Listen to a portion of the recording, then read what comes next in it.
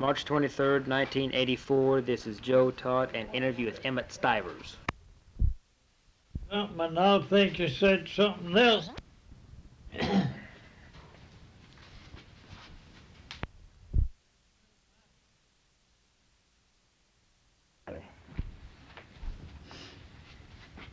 tell him to get it to record. My mother's name was Mary Porter. Mary Porter. Porter. And sir, you say you were born in Sir? You say you were born in Missouri? Yes, sir. And when's your birthday again?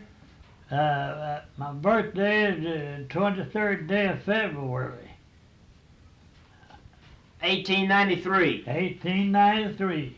And your father was James Stivers? James E. Stivers. Okay. He was the first representative after statehood. Okay. How long did you live in Missouri? Not long. I was 2 years old, I think, when we moved out of there and landed in number 6 Phillips. We moved from Missouri, and my uncle, my dad's brothers, was a butcher in Oklahoma City in 1895.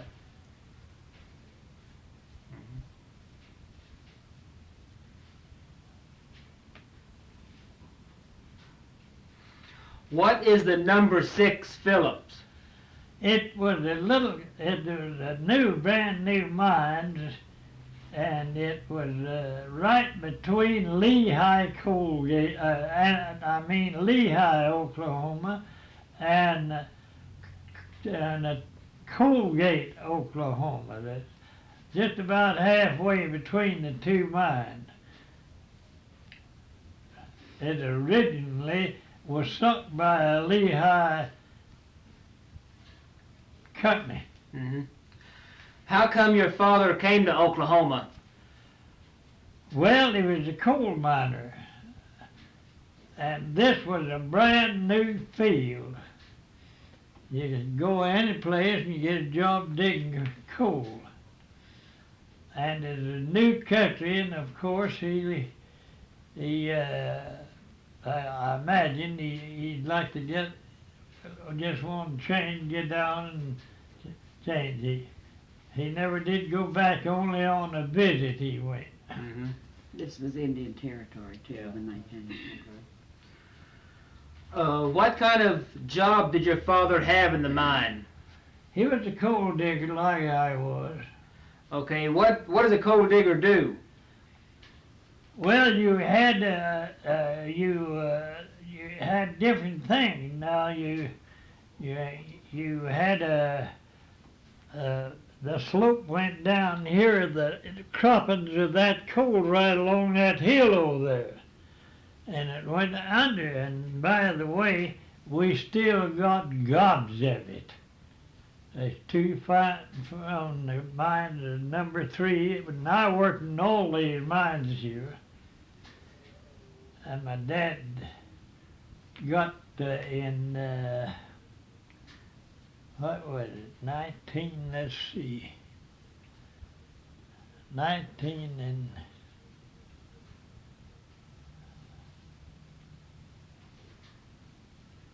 Was it 5 or 6? 1904 or 5, he got crippled up. A rock fell on him in the mine, broke his leg and mashed him up, and he never was able to go back in the mine no more. That was about between 1904 and 1905. What mine was that in? It was in number 2 Busby. Where's that mine located? Huh? Where was that mine located? Where was it? Yeah. Well, you know where Tom lives? Tom Paint? Oh, that. Yes, sir, right. Well, just right straight across on the foot of the hill there, from his house was the number 2 mine. They called it at that time Smithtown, but it was just a bunch of coal miners lived out there. What caused the rock fall? Sir, What caused that rock fall? what part? No. What caused the rock to fall down? Well, it was loose, Mhm. and they get there, you know, the rock lays, it's slate, and it's lays right over the coal, and you have to set up props as you go in. Now, sometime from here to there, we didn't. Top was good, we didn't, but if it was a little bad, we'd set props up closer to the face where we was working. And he was in there working, and this rock got loose all of a sudden. It was bad, and he notified the boss he had to have some timber to prop it up with. And they said, all right, and they never got it. And he told him again. He said, I've got to have one. And then he went to work that day and fell on him. And of course, there's no mining laws. And I heard him laying there, and he said, if God lets me live, if I can ever get in the legislature, I'll start some mining laws. They didn't give him a dime. See, if they'd have got the timbers to timber it, it never would have happened. But you had no laws then, you couldn't do nothing about it. No hospitals either. He was treated at home. How bad was his leg? Sir, How bad was his leg? it broke the left leg, wasn't it? Uh-huh. It broke right across this way. On the thigh. What happened when it knocked him down is on his knees, you see, and the weight of the rock broke his leg right across here and messed him up in the back and never did able to go back to work no more. See, he walked However, quickly he after worked that. at the mine, but they put him on as what you call check weighman. Like you was walking down there and you send a car of coal out, he'd see that company give you the correct weight on that coal. That was his job, but he couldn't do nothing else. He couldn't do no kind of work. Okay. Was that in a slope mine or shaft mine? Huh? Was that in a slope or shaft mine? Cast mines. Was it in a slope mine or what did you say, shaft? It was a shaft. That is a slope mine. Slope. Okay. Most all of these, except where I worked in 21, that was the shaft mine. And number 19, Degnan out here is the shaft mine. But all these along here were slope mines. What's the difference? The difference, you come in here and you go down that slope at the exact pitch the coal is. You follow the coal vein? Yeah, follow the vein right down. And you take it about as wide as almost as this room, then ever so many feet, 100 round feet, they turned off an entry, what they call an entry, on each side. And then on that entry, they drove these rooms back up the pitch and load the coal, and then they'd take the car up in there and it'd run down by itself out to the entry. And then a mule driver took the car and took it out to the slope. We call the place the pardon. It is a pardon. That's where the big boat got the coal from the driver who pulled it out. Now what happens at the pardon? Huh? What happens at the pardon? Well, it was about as wide as this, and the slope come down with 6 to 8 cars, empties, and the switchman and a rope rider. Wasn't the switchman stayed down there. He threw the switch, and like he was going in the we'll say the third east. These things run east and west. Well, that pardon there held the empty down about where he's sitting, and then the loads come out of here and stand here, and then the trip come down, run the empties in there, unhooked, hooked on the load, pulled back out, went out the top. Okay, now how is the coal taken from the pardon out of the mine? How do you get the coal from the pardon to the surface? To the surface on this same slope. The trip, they hauled at it's mostly 8 cars at a time.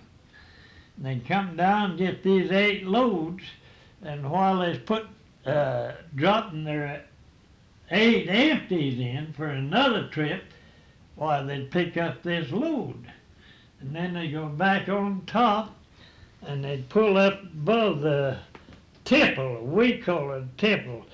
The engineer sat back here, and the tipple was down there maybe 50, 75 feet. And he dropped them 8 cars down on this side of the tipple, and they'd dump them, and then the dumpers would push the car, and it'd run by itself down here. And the grader took care of them cars. He took them all up, and when he come back at another trip, he just unhook of them 8 and just hook on this 8, and he's gone just fast as he could. How many tons of coal in one car? Sir? How many tons of coal in one these car? cars never, you could put 2,500 pounds easy on them, and that's about all. And some of them just put maybe 1,800 pounds, and some 20, and some 21, 2. But just according to how he felt, how in a big hurry, he'd load them more. If he wasn't, he took his time, load them a little bit bigger. And asking how they paid. That's what's going to shock you. What kind of salary did you make? Well, I started out digging coal for 80 cents a ton.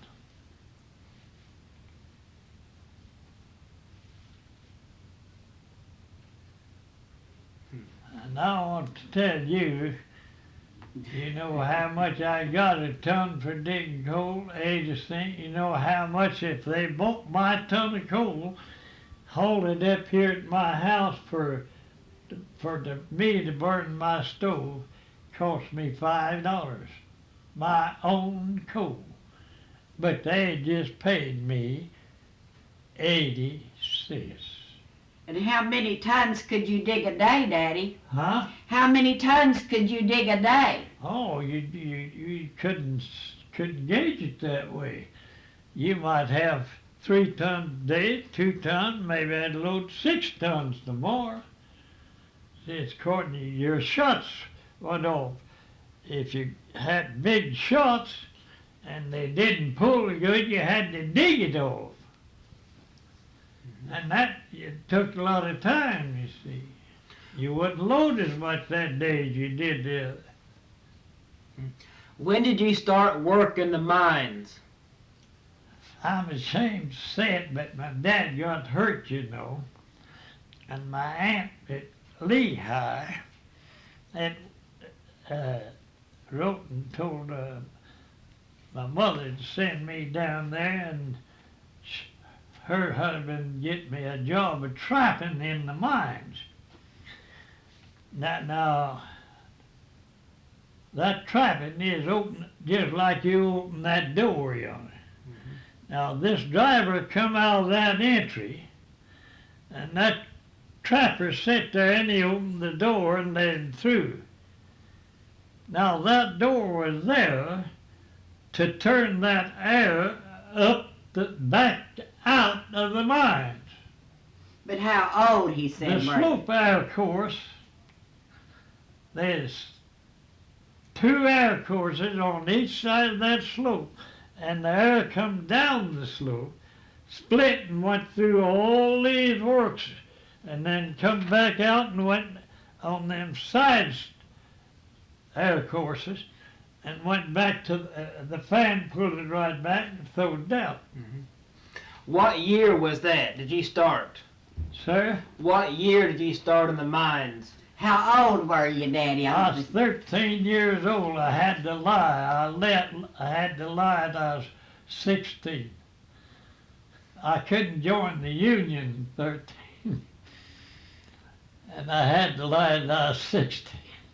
They knowed better, but they knew the situation and what we was up against, my mother and dad, and so they didn't question it. Mm-hmm. That's all I done, and that driver come out with that coal to this pardon for the slope to pick up. Well, I was letting him in and out, and we had them all over the mines that way. Now, if a driver didn't have much to do, he'd stop, open his own door, pull through it, and then go back and shut it. That kept the air going down the slope. If it didn't do that, it took a shortcut when your mine filled up and get gas and kill everybody in there. How did they force the air down in the mine? A fan. Fan? The fan sucked it down. It didn't fan it down. It pulled them down from the mouth of the slope, down the slope, and then it went through all these working and come back up each side of the slope, and then out the fans which sit there at the tipple, right there close to the mine tipple. Mm-hmm. Okay. When did you move to Wilburton? Sir, When did you first move to Wilburton? we moved here in 1904, and I'll tell you the truth, I can't remember whether it was the spring of '04 or the fall. Mm-hmm. But it is in 1904, I know that well. How far is Lehigh from here? Lehigh, let's see, it's according to the mines from here all the way to Lehigh. Lehigh was, let's see, it was about McAllister's 30 miles. I guess it's about 45, 50 miles. Mm-hmm. Right about that. How long did you work in that mine as a trapper? How long did you work as a trapper? Just about one summer, and my dad began to get a little better, and then the mine shut down too. They don't doing that all the time. They'd work a while, maybe 4 or 5 months, and then they'd shut down for some coal. Couldn't sell the coal, they claim.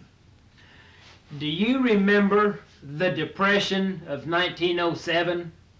Yeah, I'll tell you I do. I bet I do. Tell me about that. About the coal miners? Yeah, the Depression of 1907. That's when they shut down. Mm-hmm. Now, wait a minute. No, 1907. That would be just before Grandpa went to the legislature. Huh? That would be just along about the same time Grandpa went to the legislature. Yeah, now that's right. He was elected representative, first representative. And in 1907, that was statehood. Mm-hmm. And he was in the legislature, and there's one of them that hit. This town was, you got your mail,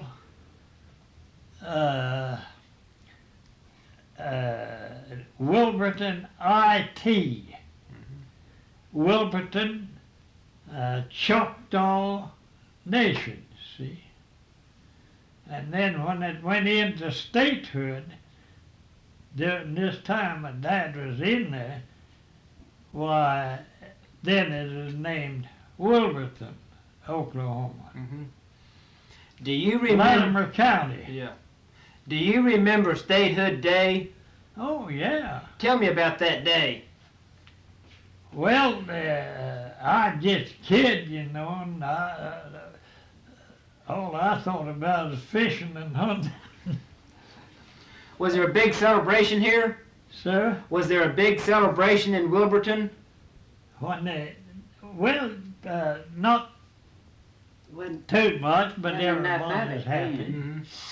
Were And they had, the old miners, some of them drink a little and put on a little show, and the businessmen, they was proud of it and everything, but it wasn't any more than just kind of an ordinary celebration. Mm-hmm. Now, They- all of the miners trade with company stores. Yeah, right. And there was one on each end, Mhm. one down at Ludi and one out here at the east. Were most of the people here for or against statehood?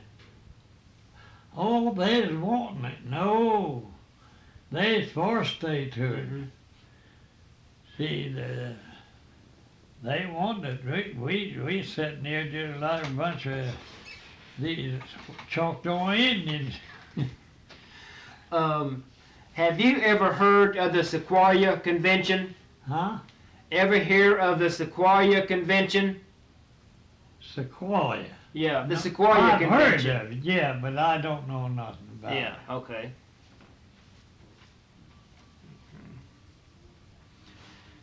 We had mostly Choctaw and Chickasaw Indians. Mm-hmm. Okay. Did you live in a camp house? Sir? Did you live in a camp house? Yeah, the mines had to build some houses. I think there's 3-roomed houses for these mines to get these miners to come in here, see. They had to live in tent, and some did, till they could get a house. But Wilburton here had quite a few now. They called it Blue Road down here where my dad got hurt. There's company houses. The company built them and rented them to the coal miners. What did the inside of your house look like? Well, it looked like this, only instead of having, like I got it, is a board wall, and then took this canvas. I don't know whether you've ever seen it or not, just thin as a mosquito bar, and they'd tack it all around here. And then you'd order your paper, the design you wanted, and you hired a paper hanger, and he'd come up here and set this table out here and put his paper on, and he'd hang that paper all in here if you had all that. Now the company first nailed a big old red thick like you patch stuff in, put in a box, big old red rough paper they had tacked on it. And if you wanted your paper, you papered it. If you didn't, well, you could just have it like it is. How many rooms did your house have? 3. 3. Mostly had 3. Some of them had 3 rooms and a kitchen. What was the floor plan of the house? Huh? What did the floor plan look like of the house? It was 1x4s, about as wide as my hand, Mm-hmm. and it's grooved. It's on this now, Mm-hmm. and the groove is this groove was hollower and this groove had a bead on it, and you lay it down and you drove it right in. That made it airtight. Mm-hmm. And then you nailed it. Was it a shotgun house? Sir? Was it a shotgun house? That means straight through, Daddy. Huh? That means straight through. Were your rooms straight through or what? Oh, you mean through the house? Yeah. No, you had doors just like you see that. Well, he means it didn't go just one straight three rooms that Huh? way. No, they weren't. There's more like a T or an L. Okay. What is it? He just meant, was it straight through rooms, just straight through, and nothing on the yeah, side? just like you see this. Yeah, okay. Now, we had the dining room there, this, and the living room, and then we had the kitchen. There's a door between that, and the bedroom, door between that, and then there's one goes out on the porch. Mm-hmm. What kind of furnishings did you have? Whatever you could scratch up. We had old-time furniture, but we bought it. It was factory made, but I ain't got a piece of it now. I guess this is one of the oldest, but this way, let's see, I don't know. There's nothing that old in this house, though. That chair that was broke down out there is old. Yeah. Do you have indoor plumbing? Yeah. No, you didn't have. Indoor. You didn't have indoor plumbing. You didn't have lights. Oh, no, I You had outside I didn't know what toilets. you meant. Yeah. No, we didn't have no plumbing. And the old toilet sat right out there. Now, Daddy was And, here when they got the first electricity in Wilburton, and it was And, run off of the coal mine. There's he a can man tell you went that. around once at night. He'd go at night and clean all these alleys up and Mm-hmm. come around there too and collect Mm-hmm. $1 a month. Did each house have its separate well? No, there's some of them didn't have no wells at all. Where'd you get your water supply? Well, they'd usually catch rainwater or dig a cistern and down so deep, and they'd catch that rainwater and use that. Mm-hmm. Now, this house had a well right there, and after we got the plumbing, This was later. the city water in, then they went to putting the plumbing in then, Mm-hmm. bathroom and stuff like that. After you were trapped into the mines, what job did you have? Most of my work was I was driving the air course. You see, the fella that drove them entries in that I told you, off of this pardon that drove them entries in, well, he was in the entry and I was in the air course. I drove the air course and it was about as wide as from that thing there over to this wall. What, about 3 or 4 feet? No, it was about 8, 9 feet. Okay. And the air come up my route, and every so many feet I drove a cross cut through to that entry.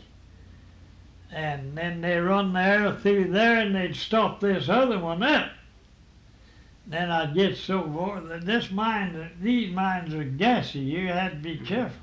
What was that air course made of?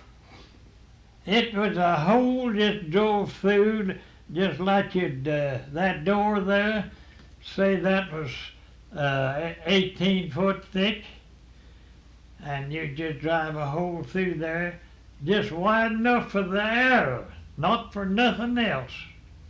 Was the air in a tube, or how did you? And that come up my air course, go through there and go into entry, and then that air would go through all them rooms from where we was back to the slope, to this air course.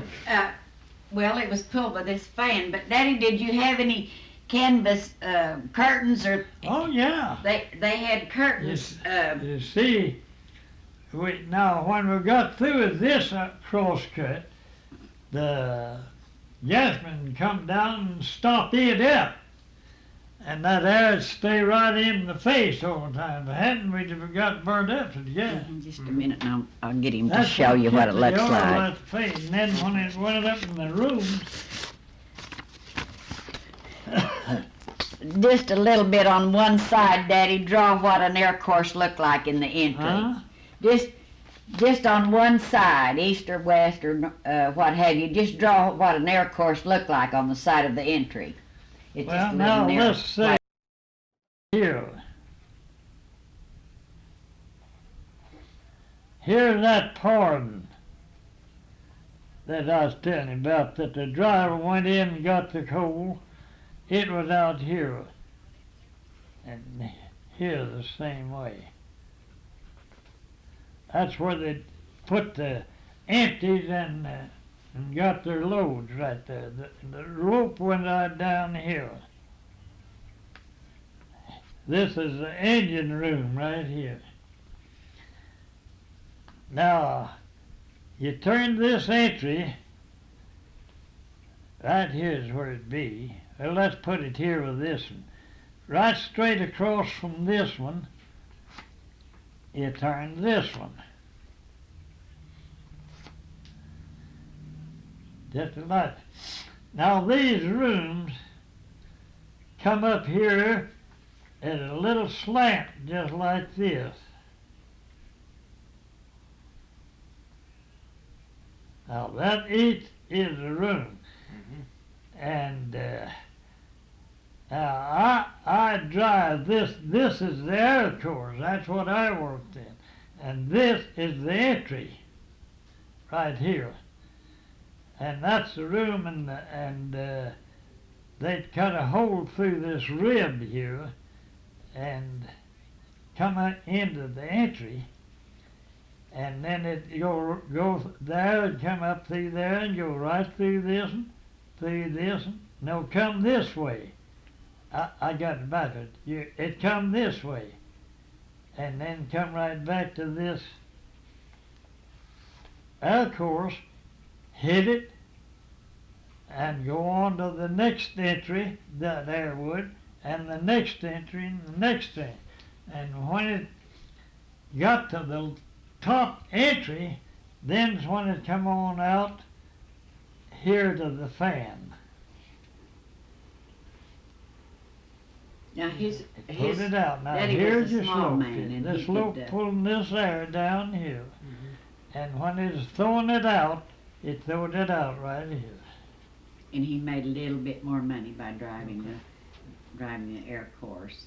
And now that air course is just narrow enough for a man to crawl in. Biggest part of my life, man. Is it a separate tunnel? It's right beside these. You see, these there's a lot of rooms, fellas, say, a lot of so coal in order dealers for them couldn't, to get air. a lot of coal dealers couldn't drive them entries. They just didn't like it. You had to sit there on your feet double under you and you cut. Yeah, I averaged about 3 feet a day cutting. I had to put that cutting in, then I'd drill a hole for that, and then back shot would be back here, I'd drill one for it. And that night the shot fire I'd shoot that and then this. Then I'd come back, start, cut another cut, drill them all holes. Every day is the same. At the same time, he was getting whatever coal that dropped off. Yeah. in But the they, entry. so many of them couldn't cut that coal. They didn't know. They just didn't like to cut it, and they'd rather have a room because they could fiddle around more in it. You see, but working in that entry, unless something happened, you had to keep hitting the ball to get down. How big was that air course? How much room did you have to work in? It was about, I'd say it about maybe 9-10 foot. Long or what? Huh? Long? Oh, no, wide. Oh, wide? Was it that big? I didn't think it was you that could big. drive it a mile if No, you just I'm- stayed in it long enough. I mean, I didn't think it was that wide. Huh? I didn't think it was that wide. Just Why? from what you've told me, Daddy. You were down there. Yeah. Now you had the room, and did the air course go right beside the room? No, the entryman broke the rooms off of his clothes. He didn't, but the man that was wanting the room, he did. Mm-hmm. He'd break that room off and work it, and this one back here would do the same. But that entryman is like me. He'd go right on with his driving his air course and entry. Mm-hmm. You ever drive a team of mules in the mine? Well, I never did see them. They might have had teams in some of them. Mm-hmm. But it's just a little old mule with a tail chain on there with a hook in. You hooked into his car and went Just on one out to mule the was port. all the cars. No team. Got it out there, Mm-hmm. and when you got it out there and you got his 8 cars out there, why, this switchman watched you. When you got your 8 cars, he'd bill that trip for, say this is entry number 8.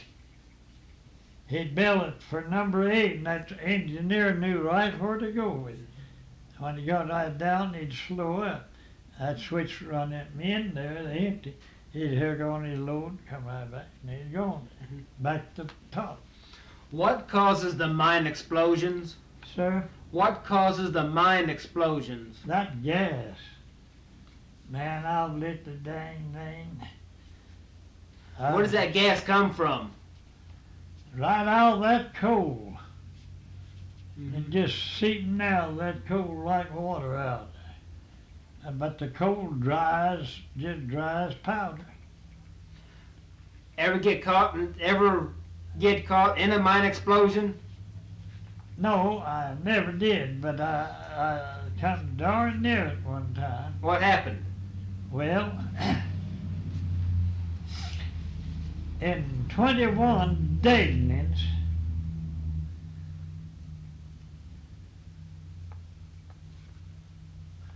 they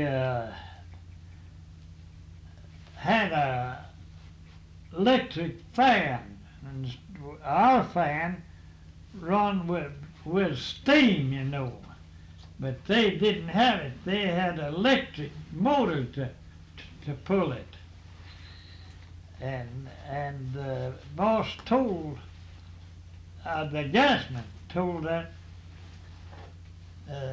company, and they said, now you get Stivers and that entryman out of that entry if that fan stops. He said they've hit a feeder of gas and it's dangerous. So they didn't do it. And I was eating my dinner. I was eating about 11:30, and I got up, went up in the crosscut that was cut through to the entry for air, and had my tool laying and got me a pick, and when I got there I lit this gas. Dog, it just set that whole thing afire. And the entryman says,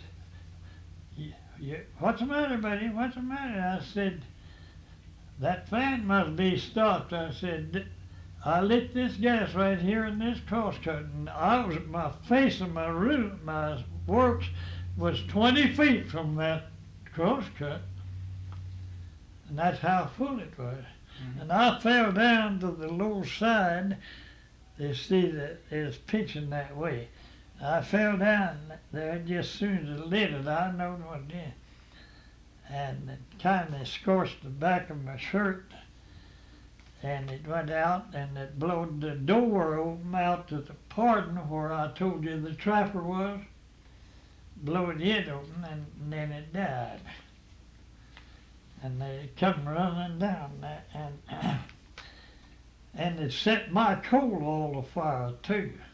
See, that their pit lamps did that there. And I was mad. I had to kill them because they was told if that fan stopped wanting men to get us out of there. I was the one to hit the feeder of gas because I was below the entry. I hit it first, see. The solid coal was below me, and up above him was these rooms. And I hit it, and I told that gasman, I said, you what's that down there now? I said, I had to take my lamp off, sit down by my side to put my cutting in. It just lit so fast I couldn't hardly do it. Coal mine, now you'd think that was something crazy and silly, but they didn't think nothing about it. So I just kept it down there, and the gas was up here, it's light, like if you got that gas stove in there. If you turned it loose there, the gas would all go up around this here. Mm-hmm. And What so kind that's of? Oh, go ahead. the way it was, and they apologized and all that, and had a good little boss, Johnny Evans, and he said, Bud, you mad at me? No, I said, I ain't mad at you, Johnny. You couldn't have it. I said, whoever failed to now they had telephones down in these mines too, to call you in case of danger, see? Mm-hmm. Now if they'd had that working and called them, they'd run over and got that fan started, and that never would have happened. But they did. Mm-hmm. What kind of lights did you have? And that same mine now, about, about a year, wasn't it? I don't know the I don't time. think you remember, do you? No, I don't remember the time. It blowed up on the same feeder of gas that I hit. And it blowed up the next entry down below me and killed 96 men. Just 2 men got out. No, there's 6 got out. The top, way up at the top, they got out. There's 8 or 9 up there. But there's 90, I sometimes think it's 91 or 95. Anyhow, right in there. It was 96. Man killed. I was getting to be a teenager. What mine was that? What was the name of that mine? What time? No, what? 21. Yeah. Huh? The name of the mine was 21, wasn't it? It is Degnan McConnell, mine 21. What year was that? D-E-G-A-N, Degnan D-E-G-N-A, and McConnell. Oh, I can't tell you the year. Mine It'd 21. have to be in the 20s. Yeah. What year did that happen? That mine disaster? Oh, Lord, I couldn't tell you now. It was in the Of course, 20s. the companies, I imagine they've got records of it. Mm-hmm. Did they reopen that mine? No, I don't think they ever did. Mm-hmm. Where is that mine located? There's a little old railroad went out of McAllister, cut off of the Katy, and come to Wilburton to pick up this coal. And then they go back. And this mine was from the end of Main Street down there out to this mine. I imagine it was fully a mile. Was it here in Wilburton? Yeah. Mm-hmm. From the end of Wilburton.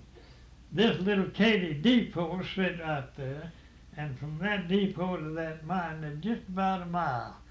I walked it for a long time, get up, and walk out there and go to work and walk back. Sometimes I was so tired I felt like that. Well, now one reason that he missed a lot of explosions in cutting air courses, when he'd finish in one mine, he would go to another mine. Okay. And maybe 3 weeks later or a month later or 2 months later or something, that mine would blow. My man lived right down here. He got a job down there. And he called me. He said, he came up here and he said, Emmett, I've got to get job down 21. He said, you can ride with me. He had a buggy. And boy, was I glad to hear that. Mm-hmm.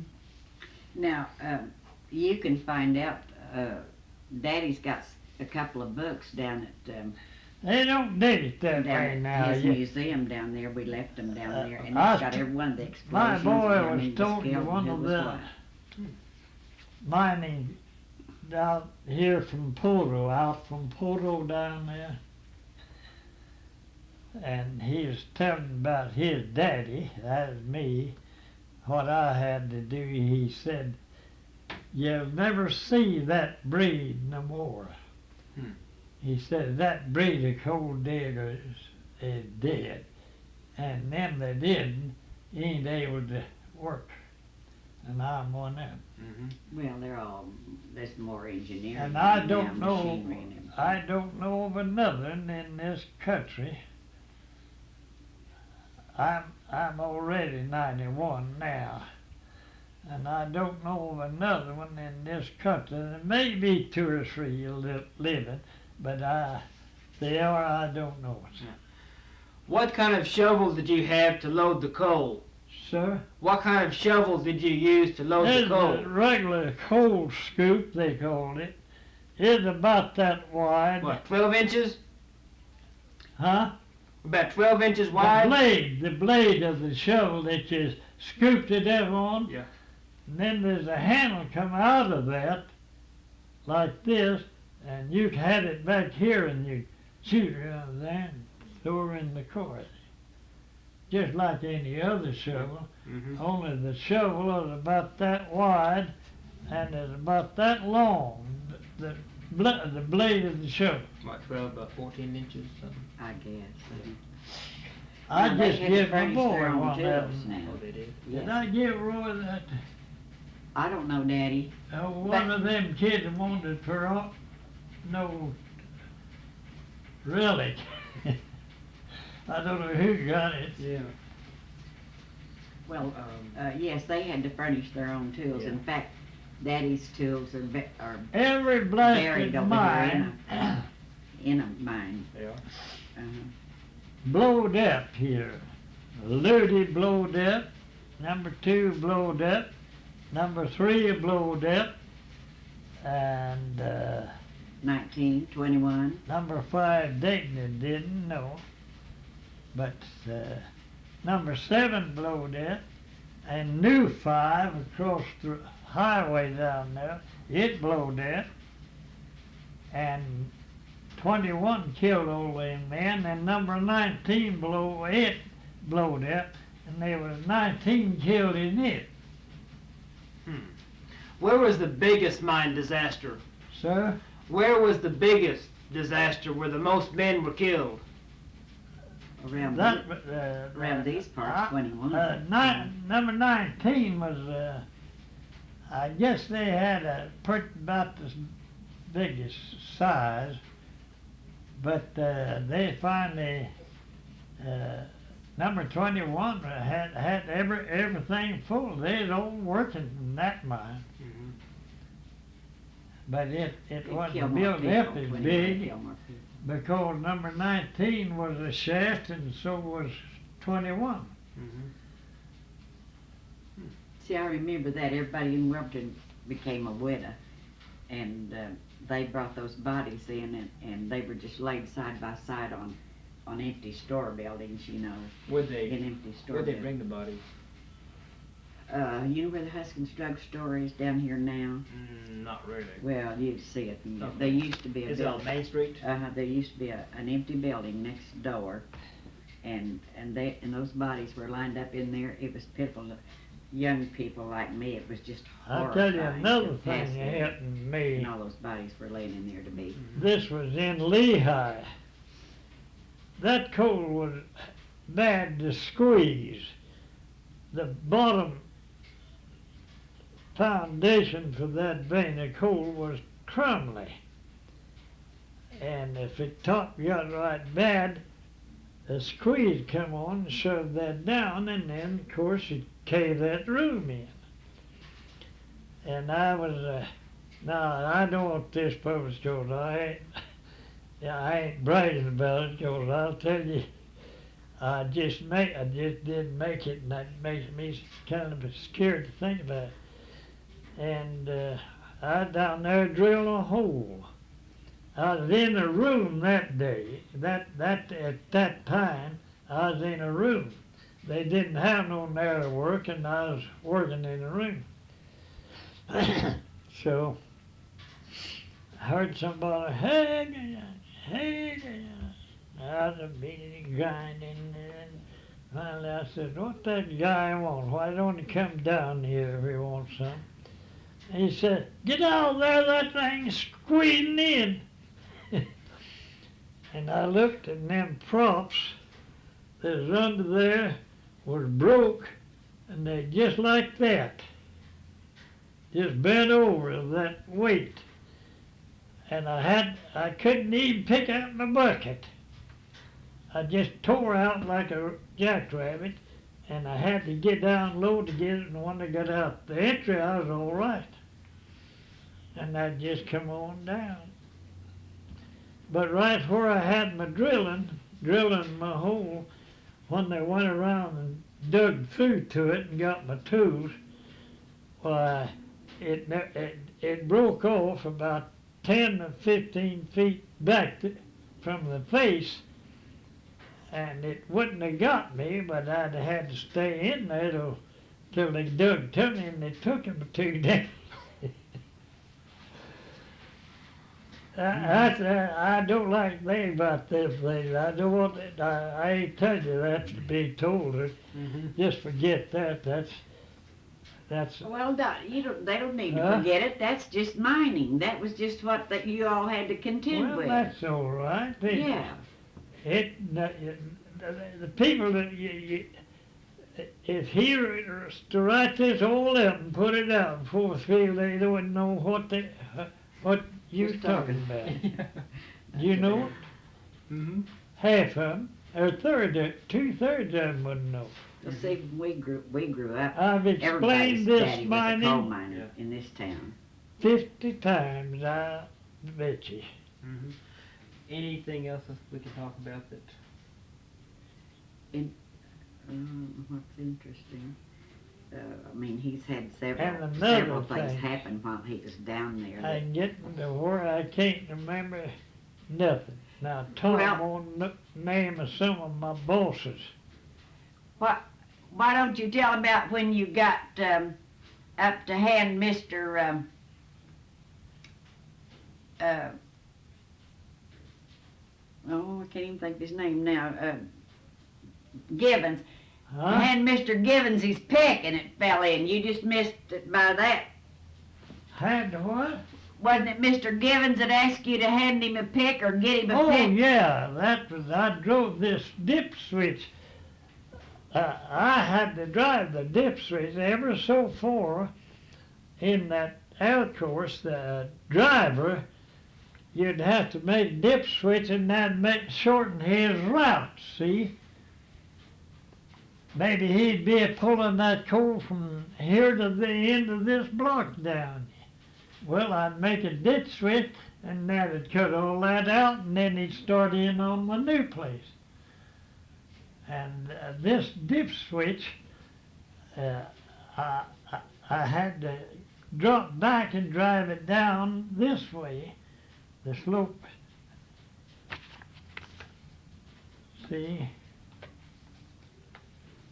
Right there. I had to drop down and come right here and come right off this slope and go down there, and here'd be the face of the entry, see? And I done cut it through there, and I slabbed it off. Now, I like that coal. I made a lot of coal. And the gasman come in that morning and was putting the bradish in behind me to force that air on up the face, keep the gas out. And I was sitting there on that rock, couldn't do nothing. I told the boss, I said, I can't do nothing but load this coal out today. Well, he said, you make some good money at that. I said, yeah, I ain't kicking. So he, Mr. Lewis, old man Lewis was the gasman. And he says, my lad, I broke point off my pick. Could you loan me a pick? I said, yes, sir. I'll loan you one, Miss Smith. Got up and went back to that old crosscut where I had me to. Picked up the pick and that rock fell down there. It was, it was as wide as from here to there and long as from him to me. What, 6 feet or so? About from the floor that thick. Pretty good sized rock then. There wasn't a bit of grease spot. And I was sitting right in the middle of it, and if he hadn't asked for that pick, it'd got me. Mm-hmm. It made me think something about the Lord, too. I think the Lord had something to do with that. You Cause boys don't know what moved hard me work to get is. me out of there. If it hadn't happened, I'd have sat there and it fell on me. Mm-hmm. Unless it crumbled and dropped some little pieces first, then I'd got out and run out. But it didn't it? What exactly is a dip switch? Sir? What exactly is a dip switch? Dip switch. Yeah. Well, you see, here's your slope. Here's your entry. Right here. Mm-hmm. Right there. Now, the entryman works here, see, and I work here. Now, when you got your dip switch here, that driver's got to come way down here, get my car, and bring it out here. And I drove the dip switch here, and that cut all that out, and he come right in there, get it, and go right out. Just make a dip switch and that just makes That's it what easier to it's get done to the for. entry. He'd pull twice as much coal off of this one as he could this. Mm-hmm. Okay. Anything else? I can't, I hear never lots could of tales, explain but- nothing. Mm-hmm. Oh, you did pretty good. But I never try to add nothing to nothing. Mm-hmm. Everything I told you is honest to God's truth. And, but but I heard the fellow saying, he How- said, Mr. Stivers, he said, there's all talk down there, and said you was in some pretty close places. I said, yeah. He said, you know, I was going to work at Quentin over here, or Kenner. And he said, I went over and got the job, and he said, that night it blowed up. And I said, what caused that? He said, well, gas. Well, I said, was anybody in the mine that night? No. I said, well, what in the devil set it afire? Something had to set it afire. And it got it. Dave, you might tell him when you left over here and you were Number 3. were you going out on strike or what was going to happen? Daddy come out at 4. He left his tools in the mine, so we can carry him back and forth, you know. Oh, that was Right. Bill Palin's day. Right. Yeah. His friends got killed. That's ran number after two, they where come on my at 4. dad got crippled. It blowed up. We was all gonna strike the next day. I was working over 3, and I'd done finished my shift, and I'd come out and went to the wash out and cleaned up and come on home. And that night shift, about 7 o'clock, come over and went down to work their last shift. And they got through and made their shots and lit them, and that thing blowed up and killed all 6 of them. That's where Daddy's tools are today. There's gonna And there's strike all the my next friends day. too. Old man Pale and a whole bunch of them. And they struck once, and they were so happy to get a 10-cent If it raise. They been- got 90 cents a ton instead If of 80. they'd see they're getting in the slope trip for the engineer to pull them out. And they lit the shots, and this guy's coming up the slope trip to get in it when one of them went over. And we never did find out how come that dead gas in there. Now, they worked all day in there.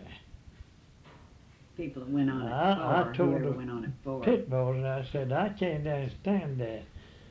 I said, how come that gas accumulate there? And them work in it all day, all night.